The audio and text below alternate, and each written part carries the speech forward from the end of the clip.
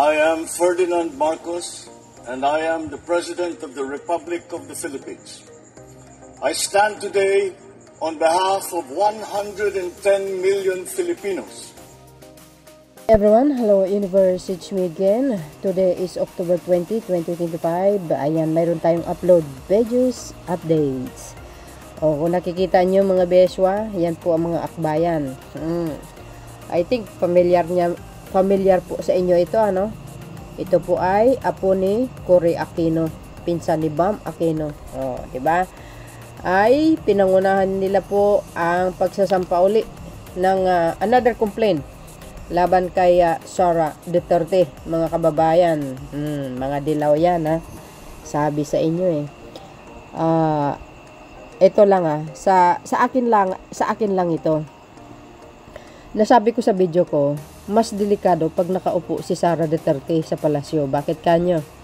Baka hindi po siya tatagal mapapatalsik siya. Maniwala kayo. Bakit? There's possible talaga magkaroon po ng sanib pwersa ang dilaw, pink at saka pula para mapatalsik siya.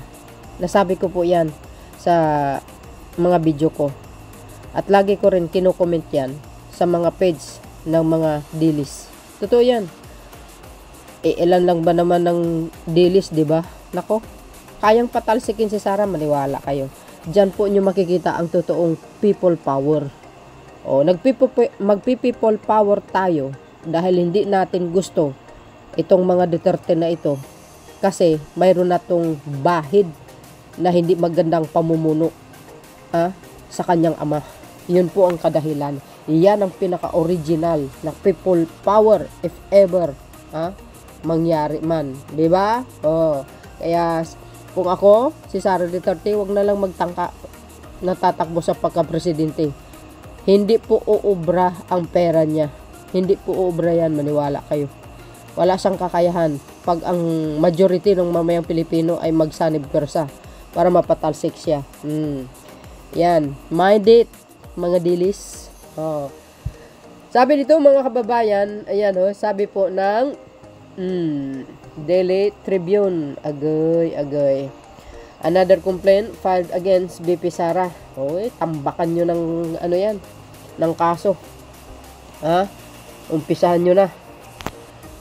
Samantalahin nyo na nandyan po si ang ombudsman, si dating ombudsman Remulla, Akbayan Party List tindig Pilipinas. Ang third group of complainants submitted a letter to the Office of the Ombudsman. Agay. On Monday 20 October 2025, urging immediate action on the alleged misuse of confidential and intelligent funds, which is CIF, by the Vice President Sara Duterte. Agay. Nako, mga kababayan. Well, yung complaint naman yung mga ganyang klaseng kaso, di ba na-file yan nung nakarang ombudsman? Kaso lang wala naman action si Martires di ba? Parang natutulog naman doon kasi sabi nga nila makadetae naman daw yun. Di ka naloka. Wow. Tsaka obvious naman talaga wala talagang umuusad na kaso. Even the impeachment, mga kababayan, wala din talaga talagang hinarang ni Chis Escudero. Kaya walang nangyari. Sa totoo lang. So, ito. Another complaint. Laban kay Sara Duterte. Ano na naman ang sasabihin niya? Sasabihin naman nila diversionary tactic na naman. Paano magiging diversionary tactic yan? Halatang halata naman at obvious na nagkaroon ng House Committee hearing tungkol sa issue niya dito sa confidential fund na ito, na hindi niya nga ma-explain. Di ba? Tapos mayroon siyang sinabi doon sa isang press conference niya, ginastos niya daw yung pera, mga kababayan, sa tawag dito, yung pag-iimbestiga doon sa mga laptop. Sus, Mariusip. Maniwala kayo. Sa laki-laki ba naman ng pera ng 600 plus million? nagastos mo doon. Palusot niya. Ang akala niya sa mga tao, BO-BO. Yun ang alam niya. O yan o. O, ngayong araw na yun. Tingnan yung mga nagko-comment.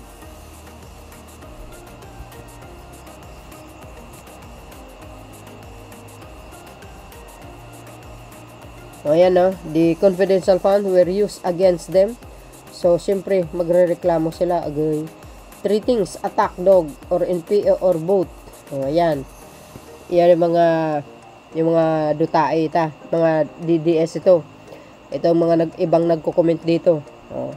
Sasabihin nila attack dog. Kumusta naman yung sarili nila kaya? Paninira sa kay Pangulong Marcos Jr. The collabs dati against sila sa Marcos ngayon. Nakikipag-collab na sila.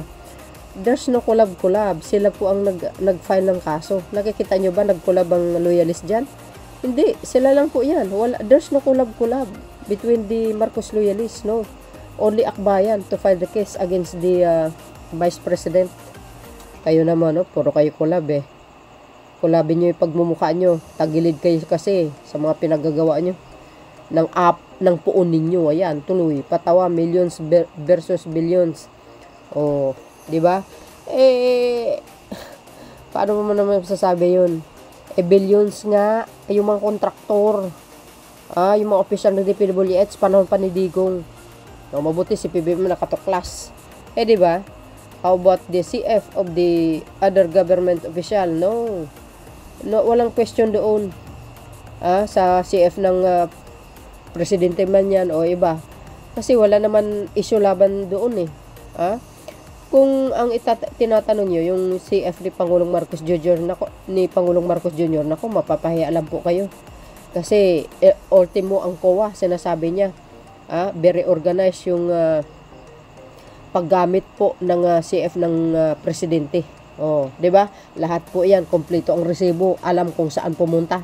Remember, Pangulo ng Pilipinas. Napaka-maingat tungkol dyan sa mga CF na 'yan. Siyempre, ayaw niya masira ang kanyang pangalan. Oh, naka-monitor po 'yan. Yan ang ilalagay niyo sa utak niyo. Nako, mga DDS. Wala kayong maibuta sa Pangulo, maniwala kayo. The design is very NPA. Diba? Yan sila. Yan. You are not against accountability. You are against the person. No. Hindi yun ang usapan. Ang usapan dito, yung paggastos sa pera ng bayan. Diba? Kung na-explain niya ng maayos, di wala sanang kaso na ipa-file laban sa kanya. Wow na wow talaga. Yan. Mga yan wow na wow talaga. Di na si BP Sara ang tatakbong presidente by 2028, si Kong Pulong. Talagang hagilap kayo ng ikakaso kay BP, samantalang yung flood control na trilyon walang napaparusahan. Bakit? Di ba talamak ang flood control sa panahon ni Digong? May naipakulong? Wala. Kasi mismong pinuno corrupt. Di ba? Si Digong corrupt. Siya nagsabi nun. Di ako. Sinabi niya yun, pero naubos na. At least inamin niya na corrupt siya. 'Di ba? Parang same feather flocking together. Yung anak niya. Kasi sign of corruption, pag hindi mo i-explain kung saan napupunta. Kung kailan itong nakaraan lang press conference siya. Sinabi niya, ginastos niya doon sa pag-imbestiga doon sa mga laptop na ghost laptop. Maniwala ba kayo doon sa sinabi niya? Alam niyo mga kababayan, pagdating kay Sara Duterte, sa mga patutsada, hindi na ako interesado, kaya wala akong ganong upload tungkol sa kanya. Bihira lang pag importanteng bagay. Huwag na kayo umaasa na makakabalik ang Duterte. Kayo talaga. Ilan lang naman kayo Yung rally nyo nga nilalangaw, ilang beses kayo nagrarally. May taong pumunta. Ang 30 million, hindi Duterte, hindi Dutae supporters yun. Hindi po. Makarami doon, Marcos loyalists. Diba? Nanalo lang naman yan Dahil kay PBBM, binoto namin ng Marcos loyalist yan supporters. Nako. Did you file against Romualdez? No. There's no evidence against Congressman Martin. Mapapahiya lang kayo. Si Saldico, alam nyo guys, no? Ito parang sa tingin ko lang ito si Saldico. Pag ito nagsalita, baka, ito sa akin lang, sa tingin ko lang Pag ito si, except to si Congressman Martin Romualdez, nako, wala kayong mapapala dyan. Malinis ang pagkataon yan. May bilyonaryo na po na yan since pa. Si Saldico, parang nakikita ko na para mayroon siyang tinatago, mga kababayan. Totoo yun. Bakit kanyo? Kasi mayroong mga litrato nakikita ko nung panahon ni Digong, magkakasama sila sa isang litrato. Well, marami naman nagsabi, hindi naman porke nagpalitrato sila, may kinalaman.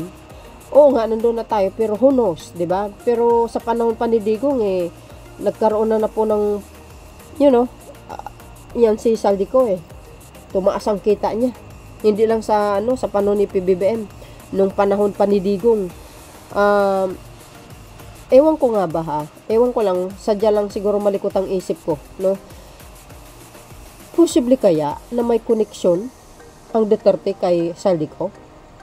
Ang lalaki kasi mga pera, mga kababayan Bakit kaya nagtatago siya sa ibang bansa? Ayaw niyang umuwi. Kasi pag umuwi siya, baka magkakaroon ng twist ang kanyang statement, mga bes. Baka mamaya mayroon siyang ikakanta sa mga nakaraang admin, agoy. 'Di ba? Ito kaisipan ko lamang Kasi sabi ko nga sa isip ko, baka mas delikado pag nagsalita si Saldico. Baka mamaya mayroon siyang iugnay nung nakaraang administrasyon. 'Di ba? Yun po ang nakikita ko. 'Di ba? Kasi posible 'yun Ika nga, connect the dots. Yun naman kaisipan ko lamang. Malay po natin, kaya nga abangan po natin ang kanyang pagbabalik. Baka magugulat ang lahat. Di ba? Kasi mayroon ako napapansin sa hearing yung hearing sa Senado, bakit po si dating Speaker Martin lang ang binanatan ng binanatan? Di ba? Bakit hindi po binabanatan ni Chis Escudero si Saldico? Napansin nyo ba?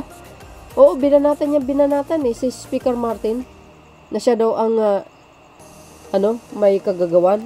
Pati yung mga DDS nga, kumbaga binairal nila ginagaslight niya yung sinasabi ni Chis Escudero kaya nga nagkaroon sila ng fake witness na rin kasi para kay Speaker yun, hindi po kay Saldico.